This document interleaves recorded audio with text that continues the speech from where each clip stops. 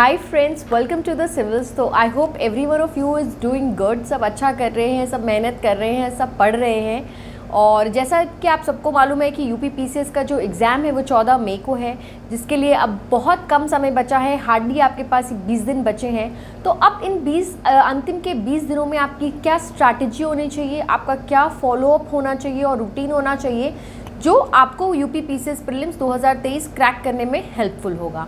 तो I will discuss with you all. सबसे पहले तो आपका जो इन 20 दिनों में जो मेजर आपका वो होना चाहिए ना, मेजर रोल, तो वो होता है आपका सबसे मेजर इम्पॉर्टेंट थिंग जो होती है, that is revision. Revision, revision and revision. आपने जितना पढ़ना था, जितनी चीज़ें करनी थी, आपने कर ली। ठीक है, इतने टाइम से आपने वो सब कर ली। अब ये जो 20 दिन का समय है ना, इस 20 दिन के समय में आपको अपनी चीज़ों को रिवाइज करना है। कुछ नया नहीं पढ़ना है आपको। करंट अफेयर्स आपने किए होंगे, अब ई दृष्टि आ गई करंट अफेयर्स की, वो पढ़िए, आप उसको पढ़िए, दोहराते रहिए, एकदम करंट अफेयर्स एकदम थरो कर लीजिए। ठीक है, रिवीजन करिए। आपकी जो घटना चक्र की जो किताब है ना, बस that is very very very important, क्योंकि वो प्रीवियस ईयर का संकलन है। ठीक है, तो घटना चक्र इज़ वेरी इंपॉर्टेंट। हर एक सब्जेक्ट की घटना चक्र को आप कम से कम अभी से लेके एग्ज़ाम तक 3-4 बार उसको दोहराएं, उसको पढ़ते रहें, क्योंकि जो आपका जो सिलेक्शन है ना, वो इस बात पे मैटर नहीं करता है कि आपने को मतलब कितने मतलब आपको जो आपका सिलेक्शन है, सॉरी मैं ये कहना चाह रही हूँ यहाँ पे कि आपका सिलेक्शन इस बात पे मैटर करता है कि यदि प्रीवियस ईयर से कोई क्वेश्चन आता है, वो गलत नहीं होना चाहिए। अगर वो गलत हो जाता है ना, इन केस कोई सिली मिस्टेक हो जाती है या कुछ चीज़ें हो जाती हैं, तो वो आपको वहाँ से आपको एग्ज़ाम से बाहर कर देती हैं। आपको कोई भी हार्ड क्वेश्चंस, कोई नए क्वेश्चंस जो आते हैं, वो एग्ज़ाम से बाहर नहीं करते हैं। आप हमेशा एग्ज़ाम से अगर बाहर होते हैं, रेस से बाहर होते हैं, तो वो उन क्वेश्चंस की वजह से बाहर होते हैं जो प्रीवियस ईयर्स के होते हैं, जो ईजी होते हैं और जो कई बार आए हुए होते हैं, जो आपने दोहराए भी हुआ है। जो सिली मिस्टेक अगर आप कर देते हो, अगर वो गलत हो जाता है ना फ्रेंड्स, तो कहीं ना कहीं मामला जो है वो फंस जाता है। तो you have to make sure कि एट एनी कॉस्ट आप वो गलत ना करें। इसलिए for that all you need to do is you need to revise. आपको रिवीजन करना है, आपको दोहराते रहना है। घटना चक्र को मेन फोकस रखिए, घटना चक्र पढ़ते रहिए, दोहराते रहिए। हर एक सब्जेक्ट की, ज्योग्राफी की, पॉलिटी की, हिस्ट्री की, इकोनॉमिक्स की, एनवायरनमेंट की, जनरल साइंस की घटना चक्र तो आपको एकदम से रटी होनी चाहिए, एकदम रटी होनी चाहिए। उसमें कोई लापरवाही नहीं होनी चाहिए, उसमें कोई ढिलाई नहीं होनी चाहिए। तो घटना चक्र पे मेन फोकस करिए। ठीक है, उतना अगर आप कर लिया ना, और करंट अफेयर्स आपने कर लिया, that is more than sufficient to qualify prelims. आराम से आपका प्रीलिम्स हो जाएगा। ठीक है, सेकंड मोस्ट इंपॉर्टेंट थिंग जो होती है वो आपकी करंट अफेयर्स है।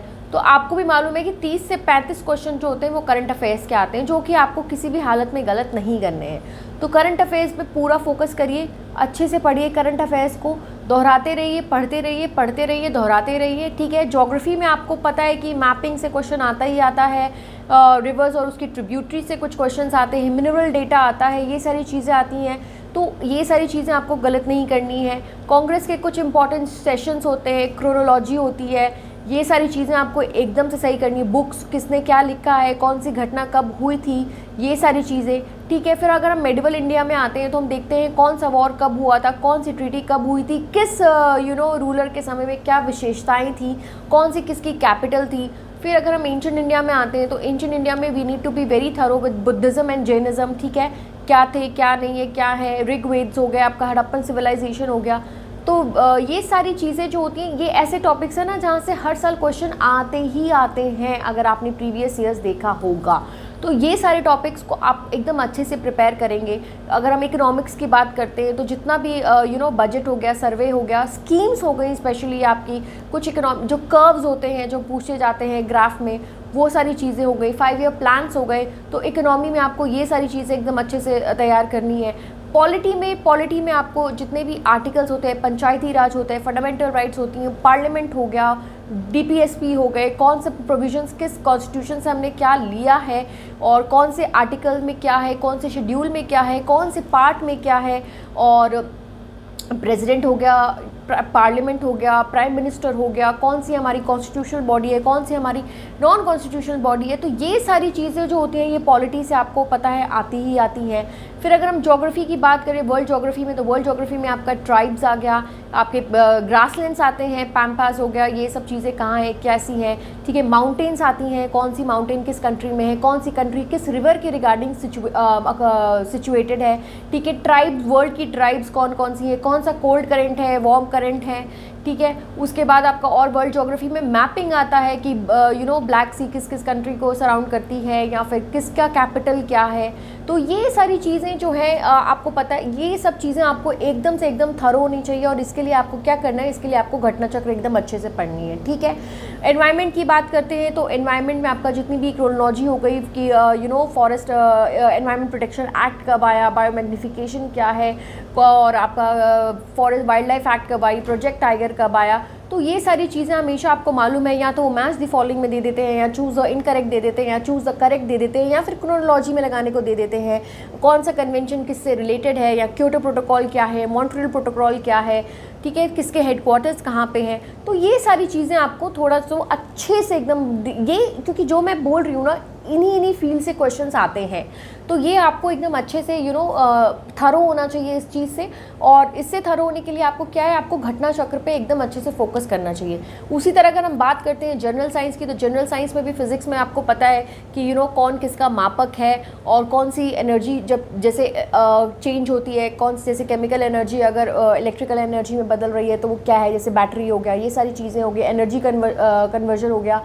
फिर आपका कौन सी स्केलर क्वांटिटी है, कौन सी वेक्टर क्वांटिटी है, ठीक है। आपका टोटल इंटरनल रिफ्लेक्शंस के क्या एग्जांपल है, कॉन्वेक्स मिरर, कॉनकेव मिरर। फिर अगर आपका उसकी केमिस्ट्री की बात करें तो उसमें भी आपके अलग अलग रिएक्शंस हो गए, क्या चीज़ें किस तरह से होती हैं, ठीक है। बायो की बात करें तो बायो में आपको पता है अच्छे से हार्मोन से क्वेश्चंस आते हैं, डिजीज़ से क्वेश्चन आते हैं, कौन सी वायरल डिजीज़ है, कौन सी बैक्टीरिया से होती है, और कौन सी विटामिन हो गए, डेफिशिएंसी हो गई, उनकी बीमारियां हो गई, उनकी ट्रीटमेंट्स हो गए।